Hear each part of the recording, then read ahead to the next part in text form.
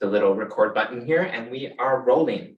A little bit about Mary before we get started. Mary, of course, is a master's student and a journalist. She has worked as a staff writer for TVO Today, an editor and writer for Better Farming magazine, and the publisher and editor of moralmag.ca, an online general interest magazine that she developed to serve Southwestern Ontario. Her writings on agriculture, the environment, rural issues, culture, and history have appeared in publications such as the Financial Post, Ontario Nature, Canadian Grocer, Cottage Life, Reader's Digest, Western Producer, Daily Commercial News, Business London, the Winnipeg Free Press, and Broadview magazines, as well as several regional dailies and weeklies in Ontario.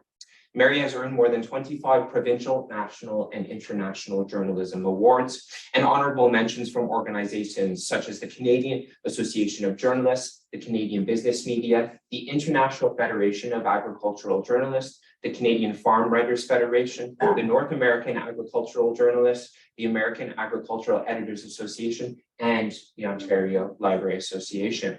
She also writes fiction in her spare time with all of that in mind, and is working on an eco-thriller about fish farming. That's a novel about to come out. Mary has studied theater at York University, did her undergrad in English literature at the University of British Columbia, and completed a Master's of Philosophy and Irish Literature at Trinity College, University of Dublin. Shout out to TCD, that's one of my alma maters as well. Mary, I think to say you are accredited would be an understatement. So we're very excited to have you here today. Just to remind everyone, our presentations are typically 30 to 40 minutes long, and we're so grateful that you could join us here today. So without further ado, I'm going to yield my speaking time over to Mary. The floor is yours. Thanks, Liam. Thanks very much for that introduction and all the help in setting up. And thank you for including me in the McCaffrey seminar series that features Western history students' work, graduate history students' work. It's been a great series so far, and there's lots more scheduled in the coming school year. Today, I'm going to talk to you about water-based aggregate mining with a focus on activities near Pelee Island in the early part of the 1900s. Some of you may know, my choice of thesis topic is aggregate mining in the Lake Erie basin, and it was inspired by my experiences as a journalist covering accelerations in shoreline erosion along Lake Erie a few years ago. That was when I first heard the rather alarming term, sandsucker. It brought to mind to me this armored monster, with this elephantine trunk and hungrily sucking sand, kind of like a giant anteater with armor on it or something. Sandsuckers actually dredge material from shorelines, banks, and water bottoms. The materials they pull up are called spoils. In harbors and channels, these boats are used to clear silt from rivers to increase depth. They're also used commercially to collect aggregates, and that's more of my focus. Often boats are used for the same, for all of these uses. One boat might be used for all of these uses. Early sandsuckers, as you can see, were usually little more than converted wooden schooners, prized mainly for their ability to hold a lot of stuff. Sometimes they were self-propelled boats or barges that were drawn by tugboats. I mean, this doesn't really look all that scary. But by the early 1900s, boats were starting to be purpose-built for this activity. And this boat, the Charles Dick, it's actually was a Canadian boat. It was built in Collingwood, and it was launched in 1922. And it's a lot bigger and scarier. Sandsuckers operated in Erie's Western Basin from the late 1800s to the early 1970s. And shoreline residents frequently complained that the boats triggered extreme shoreline erosion. Early on, experts such as Arthur Coleman, a prominent Canadian geologist, were skeptical about these complaints. They knew that erosion was a natural process of the constantly changing shoreline and riverbank, depending, of course, very generally speaking, what sort of geological materials are present.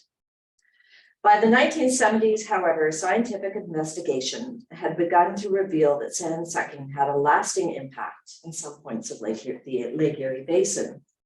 Coastal experts that have studied the Canadian portion of the Erie shoreline confirm that dredging can reduce the amount of sand in circulation along shores and reconfigure waterbeds by removing shoals and other shallow areas that protect shorelines. So basically, water flows faster and big, deep lake waves roll into shore with unabated force. So I'm going to show you. Other studies over the years have also pointed to the disruption of fish spawning grounds, the disturbance of bottom and shoreline dwelling organisms, and the short-term increase of water turbidity. I don't know if you can quite see this here, but if you can see, there's a bit of discoloration in the water. That's all the stuff being churned up. They're actually, I guess, pulling it up here. They're emptying and draining water back there. So it's quite the process in terms of the boat. Regardless of its environmental impact, officials once viewed waterbed aggregate mining as quite an acceptable activity. No less than Bainbridge Colby, US Secretary of State from 1920 to 1921, called sand sucking a useful enterprise that helped to build cities. And while awareness of its harmful effects has mounted, particularly in recent years, it's still going on. Maybe not in Lake Erie, although it is a wee bit, but globally in rivers, lakes, and oceans. Why would that be? Probably because sand is the most used solid material in the world. We use 50 billion tons of sand a year. We use it to make things like concrete and glass and computer chips. We use it to nourish beaches, and we use it to facilitate fracking. Different uses require different types of sand. For instance, the sand used to make computer chips must be as pure silica as possible. In the Great Lakes region, sand and gravel from the bottom, banks, and shores of rivers and lakes become the preferred choice because of their proximity to the cities where the construction industry would use it. I'm talking about earlier on in the century, 1900s now. Lake and river sand was cheaper and easier to get than digging up aggregate from land and cleaning it. Sometimes lake and river sand came into demand because of specific properties. During the early 20th century, concrete construction was coming into its own. Engineers who worked in the industry customized recipes for specific projects or effects, or for companies that wanted a trade secret to gain an edge in a highly competitive market. Sand and gravel were also necessities for making roads and rail beds. Other types of construction materials used these ingredients too. Point Pelee sand, for instance, was prized for making plaster, of all things, plaster. On the Great Lakes, sandsuckers routinely crossed borders to obtain their spoils and make deliveries. Their transnational practice tells us a lot about how Canada and the United States and their constituent jurisdictions negotiated border and trade relationships on the Great Lakes in the early 1900s. This activity also tells us a lot about efforts to industrialize the Great Lakes ecosystem and how this ecosystem in turn responded to the activity and also shaped the industry. My thesis looks at case studies of sandsucker activity from roughly the 1910s to 1930 in 3 locations in the Erie Basin: Point Pelee, Pelee Island, and the St. Clair River. Much of the information that I'm going to be using to talk about Pelee Island sandsuckers today comes from the Ontario Archives records. I've visited other archives, but this is the one that's been really good in getting the information for Pelee Island. Some of these records are government files that have just been released publicly, and they've been withheld for privacy reasons for 100 years. So they've just been released. And I can't tell you, being a reporter, what it's like to know, oh, I can read these things. I can read what the premier wrote. It's just absolutely amazing and exciting, even if it was 100 years ago. So Pelee Island is the largest island in an archipelago aptly named the Lake Erie Archipelago. that stretches from Ohio to Ontario and divides Erie's shallow western basin from its deeper central and eastern basins. Right there.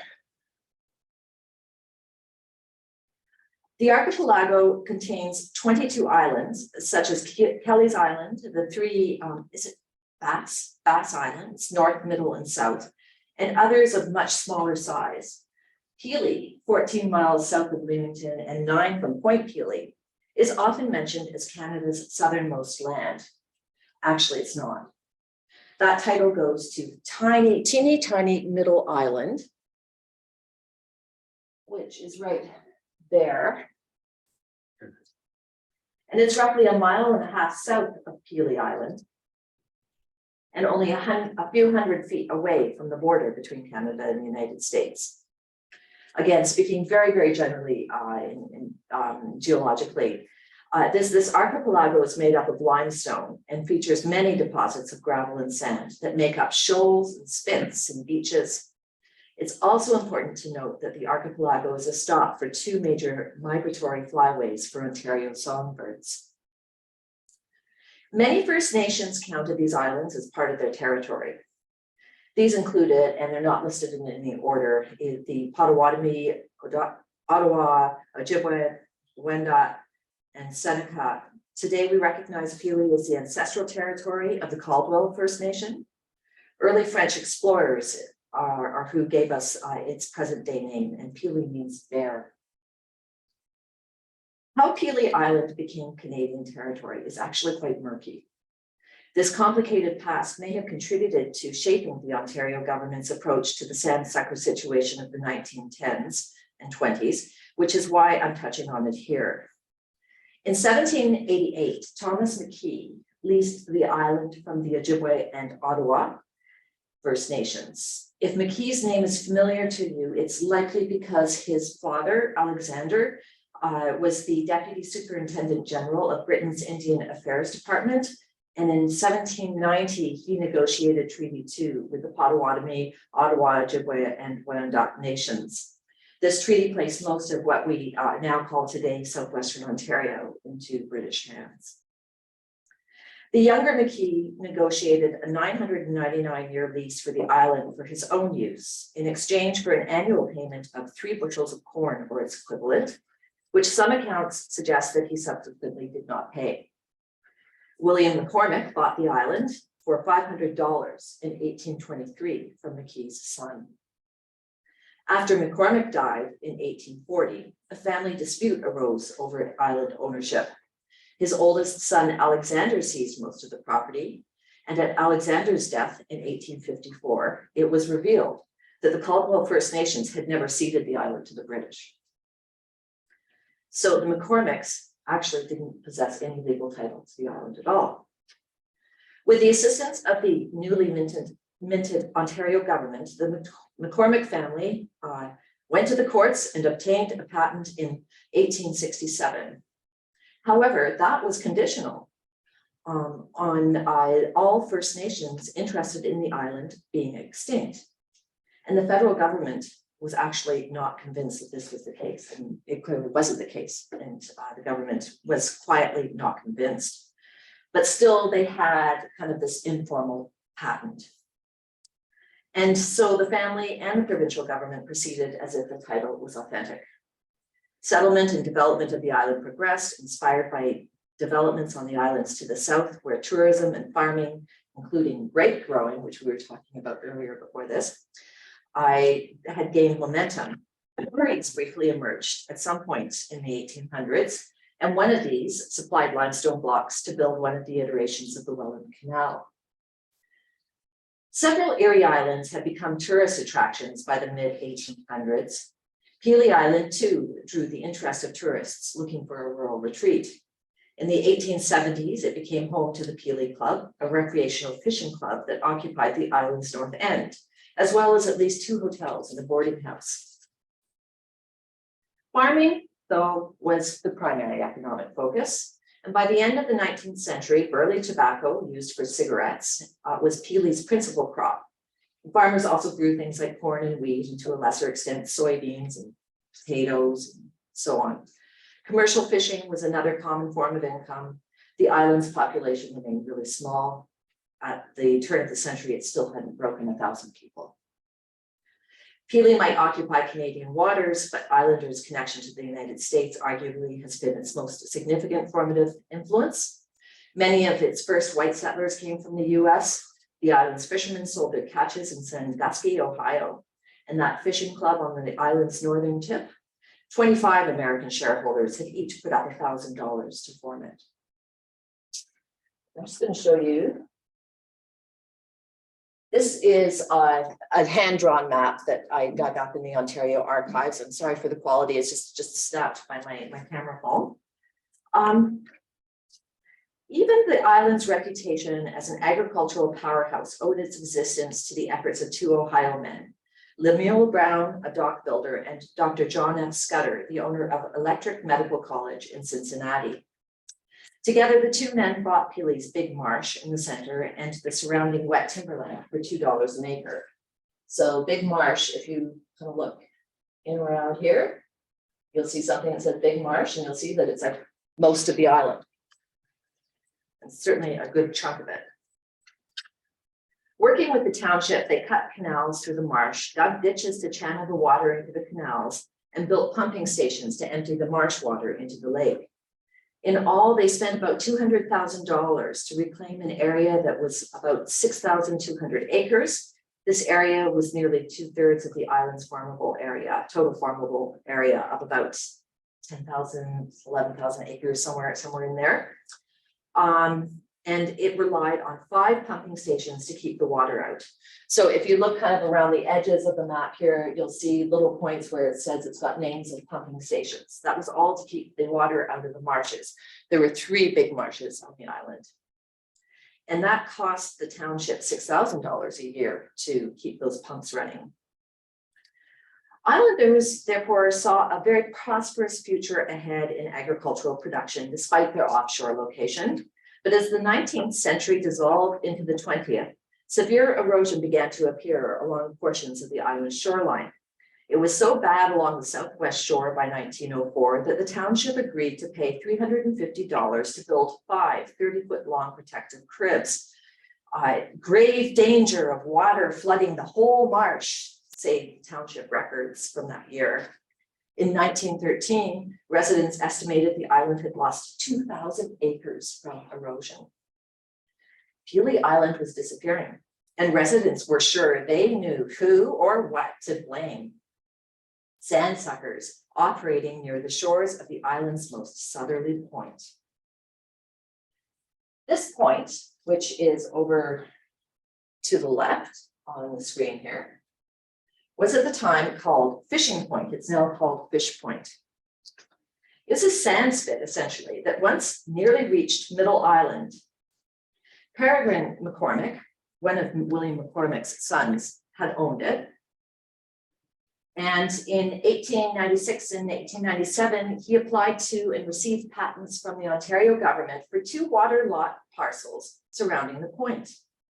He told the government he needed the lots to protect the point from American sandsuckers. What he really wanted was to be able to charge these sandsuckers for the aggregate they took, which he could do if he owned the lots. McCormick leased the lots for about a decade, then sold them to Cadwell and Fleming of Windsor, according to records. These are most likely C.W. Cadwell and O.E. Fleming, both of whom were major players in Windsor's burgeoning concrete and construction industry. In 1909, the lots, including the point, changed hands once again, passing into the control of 2 Ohio-based businessmen, William Hendrickson and John Homegardner, for $30,000 in cash. So you can see how the value is going up there. Once they acquired the property, the new owners ramped up operations by licensing other companies to take sand on a royalty basis. They also invested $500,000 in a plant and boats. From 1909 to 1919, these activities removed so much sand that roughly a mile of Fishing Point sand spit disappeared, just absolutely disappeared. So we can see that, although map making back then is different from map making right now. Keep your eye on the number 12 right down by the point, just to the right of the point. This map was done in 1905. Do you see where the 12 is and where the point is? And how far away they are from each other? The numbers that are in the darker shaded areas are in that's measurements in feet. And then outside of that, those are measurements in fathoms. So although it looks like it's really shallow farther out, it's actually a lot deeper, just to give you a note on that. Residents took action in February 1914 by handing council a petition asking the municipality to appeal to the province for help. The provincial response came a month later in the form of James Hutchin, engineer to the Bureau of Mines in the Ministry of Lands, Forests and Mines. Hutchin found lots of erosion, but determined that none of it imminently threatened the pumping stations that kept the island's low-lying agricultural lands drained. So the province took no action. Frustrated, a deputation of islanders appealed to Sir William Hearst, the province's premier, in March to have something done to, as it was quoted in the local paper, to save the island from annexation by the sand-sucking method. In May, their local MPP, Dr. Charles Anderson, told island representatives that the fishing point owners were operating within their rights, which they were. They could do, it was their land, they could do anything they wanted to do with it at that time. The islanders fumed. They believed that the dredging had created a giant hole and that when the winds blew right, waves pushed shoreline sand and gravel into it. They took the issue to Essex County Council in December 1917. Council resolved to notify the Minister of Lands, Forests and Mines and local MPPs of the grave damage to Pelee Island and demanded the province ban sand sucking in the area. So in April 1918, the ministry sent out Hutchin again. This time he was accompanied by J.L. Morris, a civil engineer hired by the municipality's lawyers. Both men found extensive shoreline erosion, some of which had begun to threaten the drainage pumps.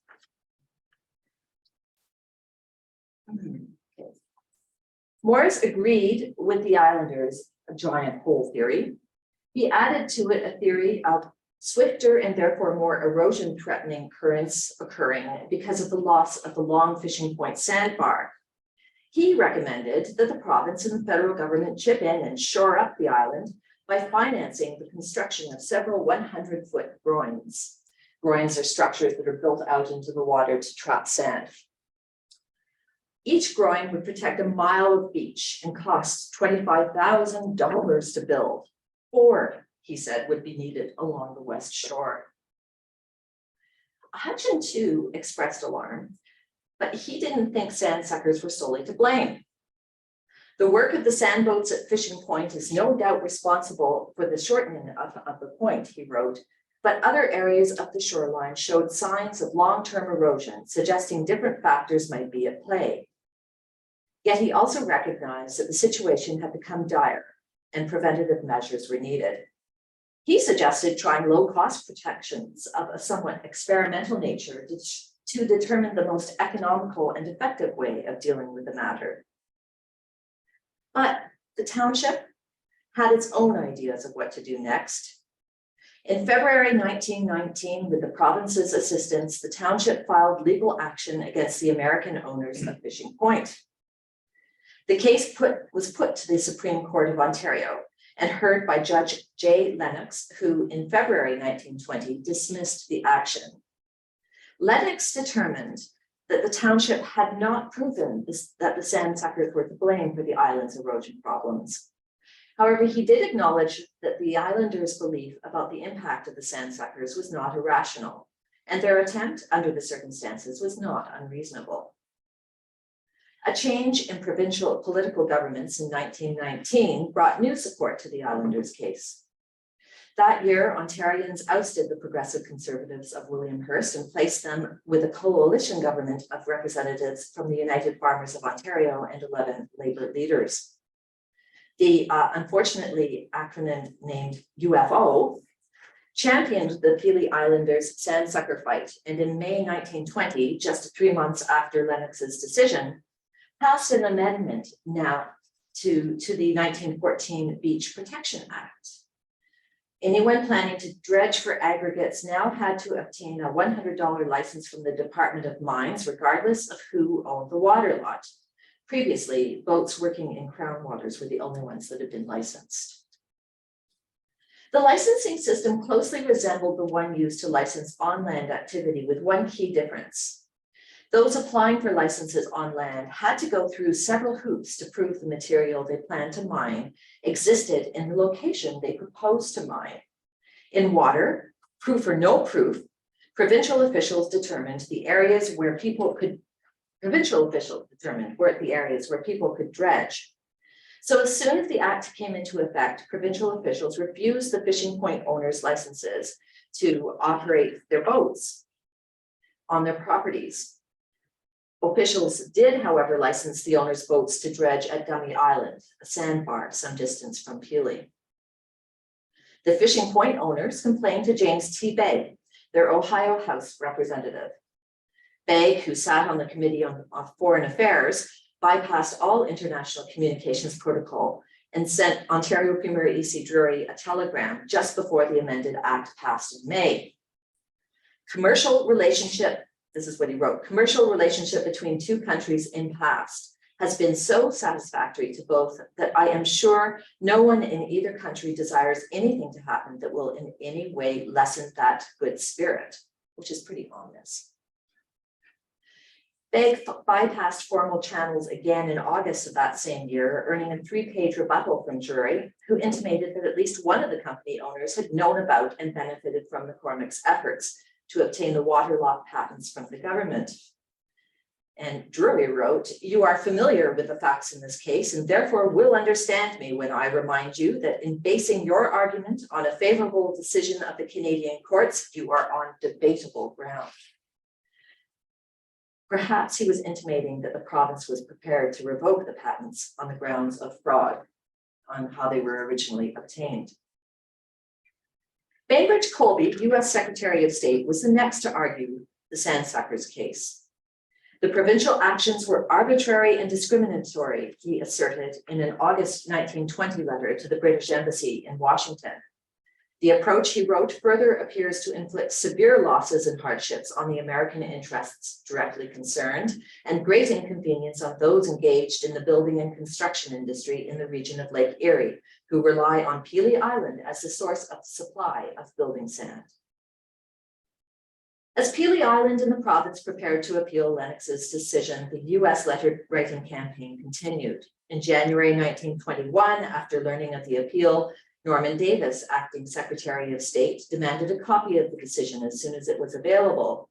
In another letter, he questioned the truthfulness of the information he was receiving, noting that the province had led him to believe the case was nearing completion when it hadn't even been heard.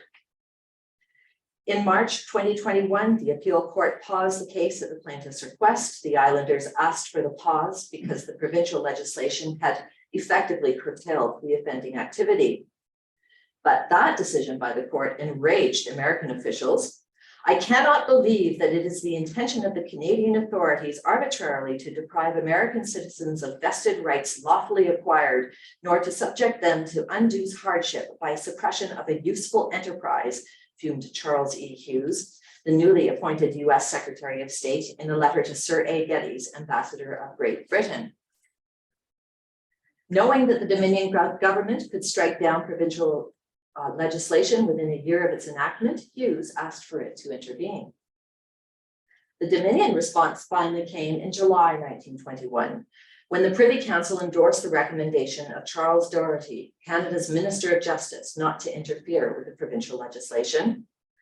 That decision was based on a February 1921 report from Thomas Gibson, who was the Department of Mines Deputy Minister. And in that report, Gibson had written that the Act applies to aliens and British subjects alike. It is merely incidental that in its operation, the Act affects the interests of American citizens. There is a market for Pelee sand and gravel in Sandusky, Cleveland, and elsewhere on the southern shores of the lake, but the effects on Pelee Island would have been the same if the sand and gravel had been removed by a Canadian company and carried to Canadian cities. The legislation is purely protective in character, and it is submitted that it comes squarely within the jurisdiction of the legislature of Ontario. So with that, Despite considerable diplomatic pressure from the US federal government, the new method of licensing sandsuckers stood. Pelee Islanders might not have made their case in court, but they certainly had to their governments. So what are some of the takeaways from this mostly forgotten incident in Great Lakes history? So these are some of my thoughts that I've kind of been thinking about and working on.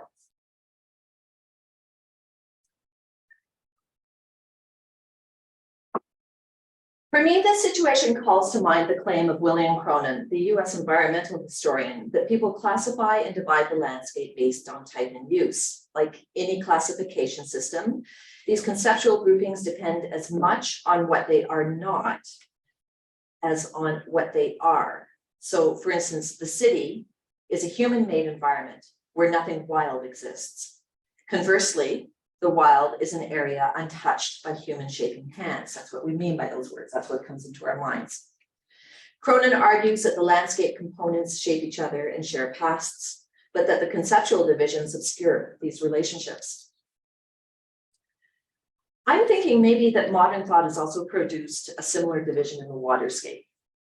Here, the fundamental separation isn't so much between different water features as between the water body and the water bed. One is liquid, the other is solid.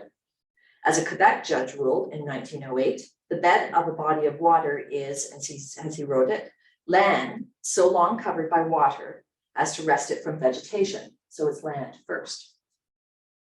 This conceptual division influenced the decisions about how to regulate the sandsucker presence on Pelee Island, or near Pelee Island. Even though the situation was fast becoming a transnational conflict in border waters, it failed to trigger the protocols of the 1909 Border Waters Treaty between the United States and Canada. Instead, lawmakers turned to provincial legislation by amending the Beach Protection Act to extend into the waterbed a licensing system already being used to manage on-land mining activity. Okay, I'm sorry, I have to say this, but this watershed treaty, and it's a terrible pun, I realize it, but the 1909 treaty outlined how to care for and resolve disputes about border waters. It's been upheld for years and years and years as an example of how to do these things. So you would think that it was the natural recourse in this situation, but its contents focused exclusively on water. Not once are the waterbeds mentioned explicitly in this agreement, although some of the conditions related to navigable waters do imply their presence. But since the waters around Fishing Point weren't considered navigable, they didn't possess the attributes that would trigger the treaty's protocols. Conversely, the Beach Protection Act ignored water and focused exclusively on waterbeds and land. Adding amendments to treat these beds as property whose control fell under provincial jurisdiction was a pretty straightforward process. Deciding to amend this act was also clever politics. The provincial government could use its rights to regulate property and resource extraction as shields against American charges of discrimination. Moreover, it could use reports of a much improved Pelee Island shoreline a year after the sandsucking activity ceased to prove sandsucking at Fishing Point had caused harm. This dual approach successfully diffused the mounting international conflict. Yet it also had some pretty big drawbacks. For one, it meant working through layers of bureaucracy and back channels on both sides of the border to negotiate. Information got lost or miscommunicated, unnecessarily escalating the conflict. Indeed, to justify the provincial approach to regulation, Gibson, the author of the influential report that had swayed the Dominion government to support the Ontario government, he'd left out a key detail. The year after sandsucking ceased at Fishing Point, Lake Erie water levels had also declined. Higher water levels also contribute to erosion. Further, this licensing didn't address the entirety of the problem. Yes, it successfully removed sandsucker activity near Pelee Island, but the approach did nothing to mitigate the environmental impact of individual sandsucker activity.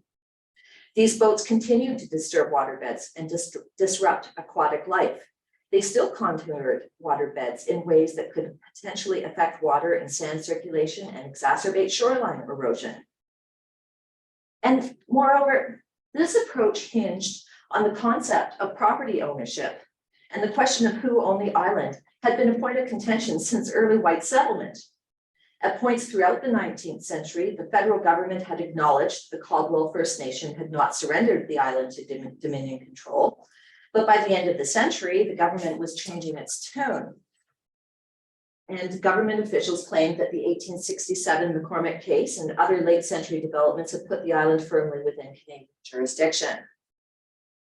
Members of the Caldwell First Nation continued to pursue their claim, with one member filing a formal claim in 1918, just as the Islanders' concerns about Sandsuckers were peaking. This situation might have been why Drury so firmly crossed out a bureaucrat's suggestion that provincial authorities revoke the fishing point patents. To do so would have necessitated a court case that had the potential to explode the government's tenuous claim on the island and undermine efforts to recruit settlers to the island. This conceptual split between water body and waterbed also played an interesting indirect role in the Islanders channeling all their fears about island erosion. How am I doing for time? Yeah, you're okay. You got a few minutes left. Channeling all their fears about island erosion towards Sandsuckers. Just as this division had driven the choice on how to regulate waterbed aggregate mining, it also drove the Islanders' decision to drain Pelee's marshes to obtain agricultural land. They viewed the marsh bed not as part of a water-based environment, but rather as land trapped intermittently beneath water. And marsh draining was just as harmful as sand sucking. These activities bore distinct similarities, both focused on retrieving land from water and incorporated dredging.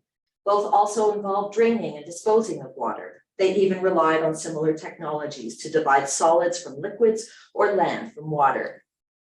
And like sand sucking, draining the marsh affected the island's resilience because relying on extensive manufactured infrastructure was the only way to keep the new agricultural land from flooding. Indeed, to maintain that infrastructure, Islanders also had to mine the aggregate along their shores. Pelee Island residents' future hinged on getting shoreline erosion under control. To accept that their activities also spurred erosion, or that erosion would have occurred regardless of human interference, would have been the equivalent of accepting that their dreams of expanding profitable agriculture ventures on the island were unsustainable. It would have meant surrendering pervasive beliefs in humanity's ability to control its environment. Sandsuckers, whose catastrophic results were so visible at Fishing Point, made an easy target for blame and a case for appealing to higher level governments for funding support to shore up the island's protective infrastructure. After all, Sandsuckers not only took their land, but the boats also didn't create local jobs. And other than payment of some annual taxes, their profits didn't end up in the community. Sandsuckers were also manageable. Remove their presence, and the erosion problem was fixed, or at least controlled by the island's protective infrastructure, so man succeeds.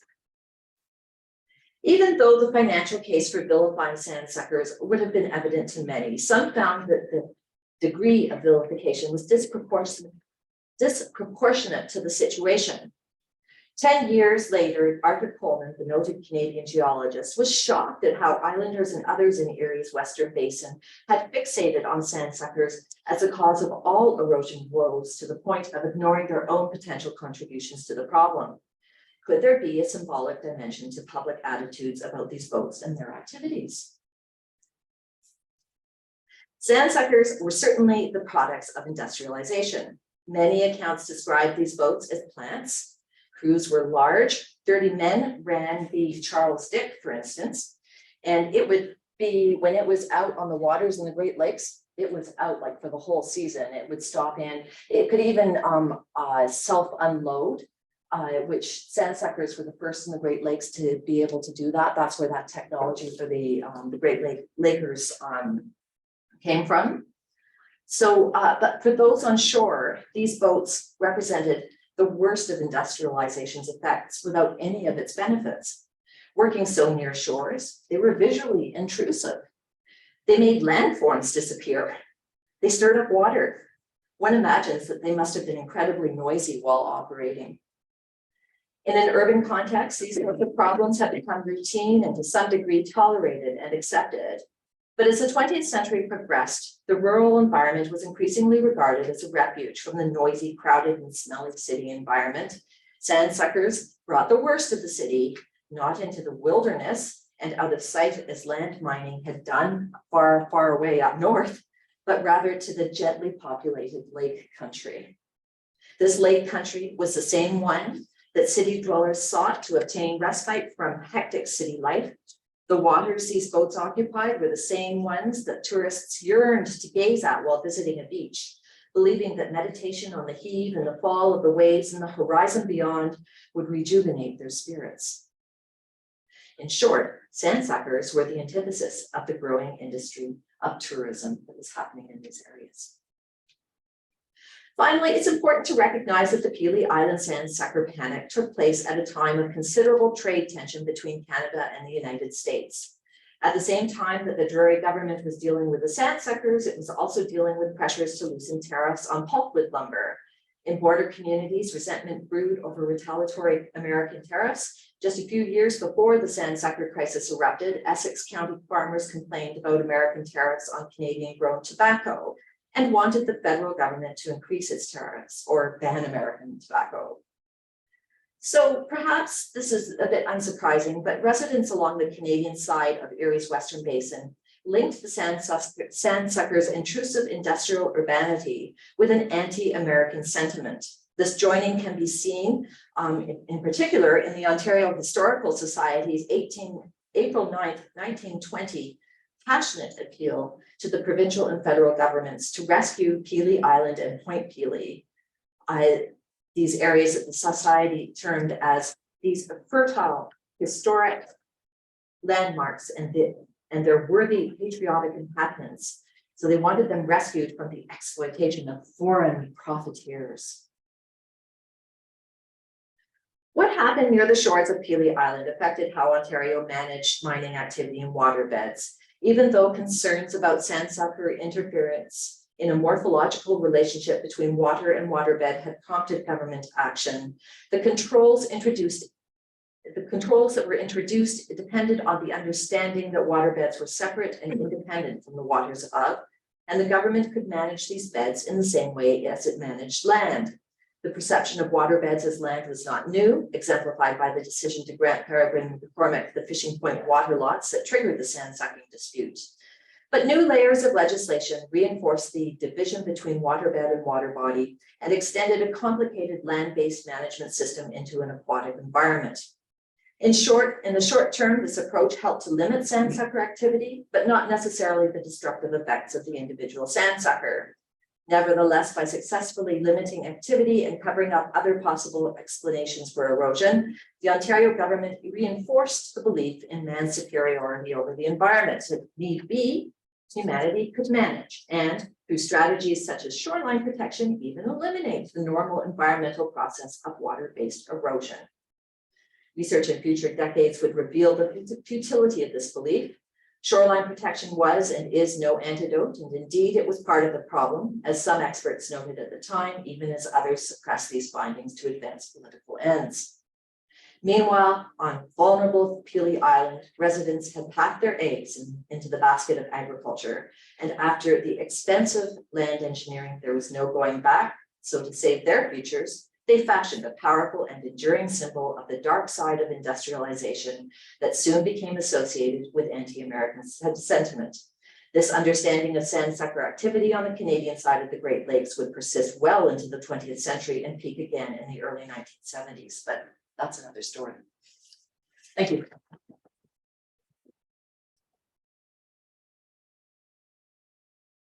Just throw on the camera here as well. I'm sure we'll have lots of applause coming through on Zoom as well, which is great to see. Thank you, Mary, for that very thought-provoking presentation on the intersection of imperialism, geopolitics, and the law, and of course, Canada's relationship with its noisy southern neighbor, to say the least. I now want to open up the question period. If you have a question, I'll ask that you raise your hand. I'm happy to get to you. If you have a question on Zoom, feel free to raise your proverbial hand or your virtual one, and I'll make sure to get to everyone. I'll keep my head on a swivel here. So, floor is open.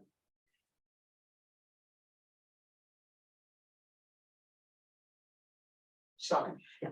You mentioned that like the marsh activity, the draining of the marshes was disruptive to the migratory birds. I was wondering if you came across like similar stuff about the sand sucking activity as being detrimental to their nesting habits or anything like that, or was it specifically the marshes? And I find the interplay between the marshes and the sand in the water kind of interesting. I was wondering if you could say just a few words about that. Yeah, well, the disappearance of the spits, for instance, they would be places where these birds, they would Nesting. land on, they might use for, I don't know if they use them for nesting, I can't tell you that, but definitely, and it also altered the areas so that it opened up things, and areas that might have been marsh or might have been areas that have been preferred for nesting, they wouldn't be able to have them anymore because, you know, bigger waves are rolling in and taking things out and that sort of thing. Right.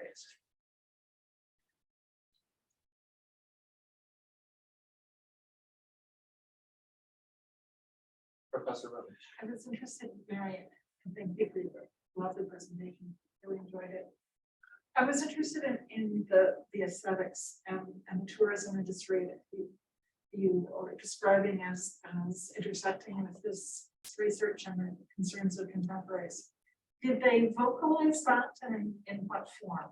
So the complaints I get about the noise,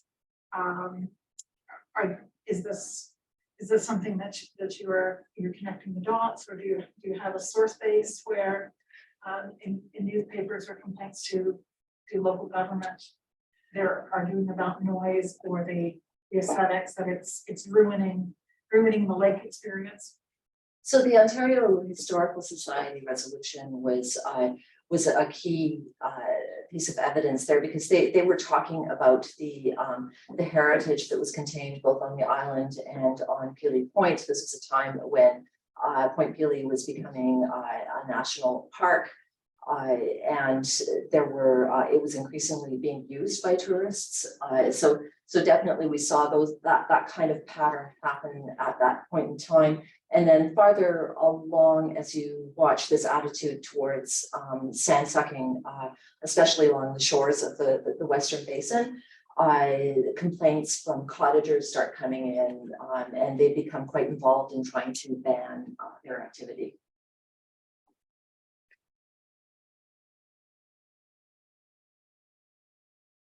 I might interject, Mary, utilizing my my role as facilitator here.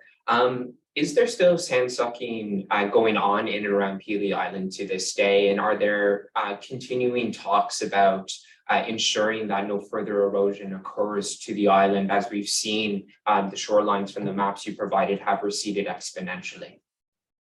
So Pelee Island continues to have terrible problems with erosion that have nothing to do with sand sucking, but maybe they do. Maybe what happened with the removal of that much sand at Fishing Point changed patterns enough that it actually exacerbated the erosion. The thing is that we don't know. It wasn't, Point Pelee has been studied somewhat, but what I found with Pelee Island is that nobody talks about this. I haven't visited Pelee Island, and I know that they have a heritage center there. Maybe they talk about it in the display there, but online, there's absolutely nothing about their activity and the loss, the amount of the point that was lost. So we don't know.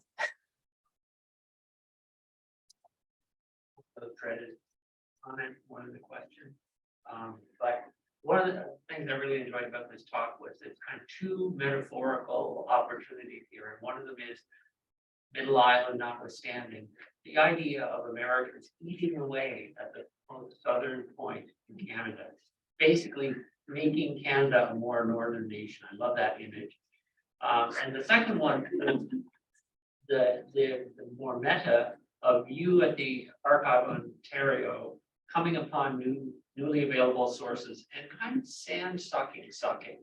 That historian's job is to sand suck, right?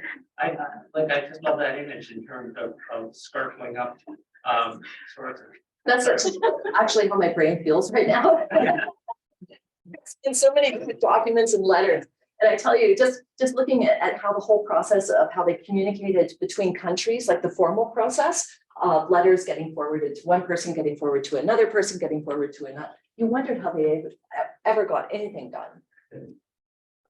think it's also fair to say that historians are mythbusters as well, just like scientists, as we smash the myths that exist, and the unfurling of sources certainly contributes to that. So just wanted to ask if there are any final questions today, either in person, or on Zoom.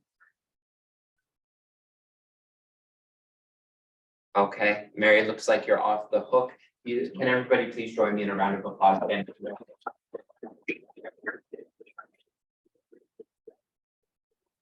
you all of you for attending today. I know how busy this semester is, and thank you for everyone on Zoom. I have two very, very brief announcements for you, so you'll only have to tolerate me for a few moments more. The first of which has to do with the Department of History inaugural book celebration that is taking place today at 3:30 in UC 3110. Again, that's UC 3110 in Convent Hall. Again, I beseech that you attend if you are able. This is an inaugural book celebration that's very important. So we want to make sure there's as many people there as possible. This is going to feature authors and departmental professors McCaffrey, who is able to join us here today, and Professor McKellar as well. Dr. McCaffrey has written a book with Edward MacDonald titled The Summer Trade, A History of Tourism on Prince Edward Island. Sounds very interesting for sure. And Dr. McKellar has written a book with David J. Kenny titled Transforming Dentistry, The Rise and Near Demise of Dentistry at Western University. So two very interesting topics. So again, I would strongly encourage you to come. The event will be followed by a reception of yummy food. It was specifically yummy. Lauren had put that in the email. So I am passing along that message for sure. I'm sure she'll love that mention if she's still with us. And the last announcement I have for you is for our next session is going to take place in January of 2023 on the 12th Public History MA. Nigel Klemencic Buklasevich is going to give his presentation titled Colonialism at the Museum, British Colonialism and the Development of Museums in Malta. Until then, I wish you a happy holidays, a very happy new year, and we'll see you in 2023. Thanks for joining us.